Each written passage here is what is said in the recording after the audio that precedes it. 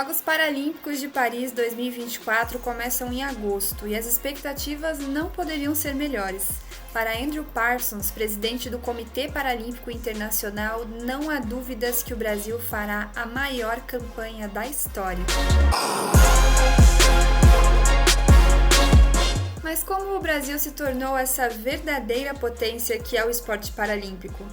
Um dos fatores primordiais é o alto investimento, e isso tem muito a ver com a implementação da Lei Agnello-Piva.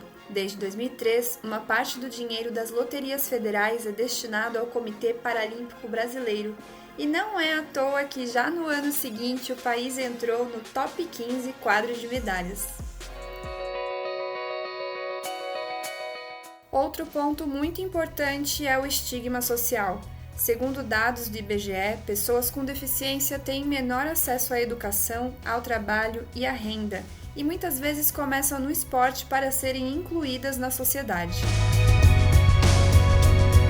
Quando a gente fala em esporte paralímpico, a gente não fala só em esporte de alto rendimento, que a gente vê na televisão uma Paralimpíada, um campeonato internacional, isso é assim uma coisa muito bacana, mas o esporte é uma maneira de fazer a inclusão das pessoas, dela se desenvolver na fase neuropsicomotora dela, praticando esportes, ela desenvolve isso, desenvolve autoestima, faz com que ela tenha contato também com outras pessoas com deficiência, faz com que a sociedade veja essa criança, veja esse adulto com outros olhos. Então a gente às vezes tem uma sociedade que olha para uma pessoa com deficiência e não espera muito dessa pessoa, né? É uma forma preconceituosa de ver, né?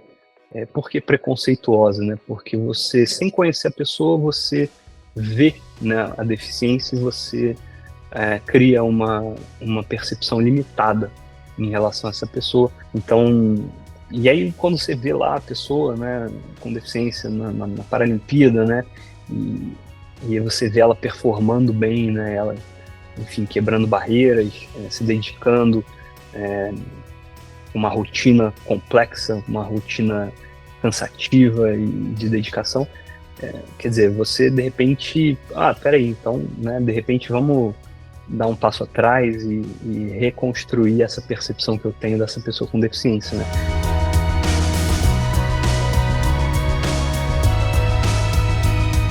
Douglas foi o maior medalhista do Parapan 2023 e foi eleito o melhor atleta masculino da temporada no Pan Am Sports Awards.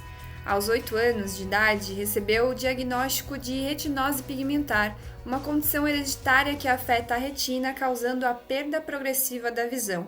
Para ele, o esporte teve um desempenho fundamental na percepção da autoimagem e de suas potencialidades. Para mim, acho que foi muito positivo no sentido de que perder a visão é muito chato, né?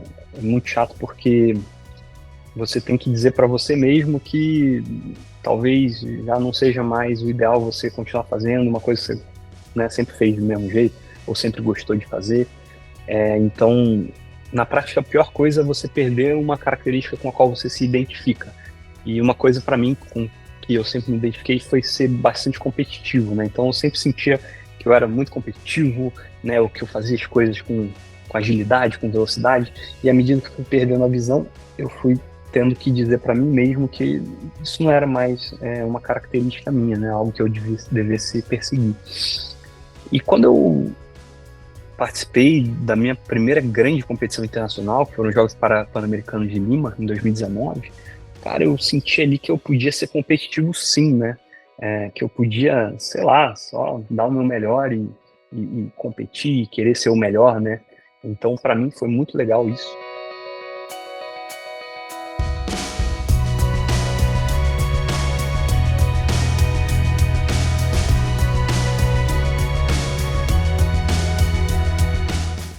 O relato de Douglas evidencia que a perda da visão repentina e os desafios de uma doença congênita, ou seja, que nasce com a criança, podem ser motivo de muita angústia para os pacientes e suas famílias. Mas o Dr. Helder lembra que o diagnóstico definitivamente não é o fim da linha.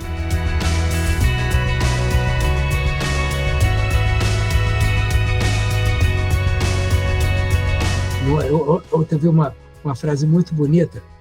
Você não lá o que é que a vida fez com você, mas o que é que você vai fazer com o que a vida fez com você.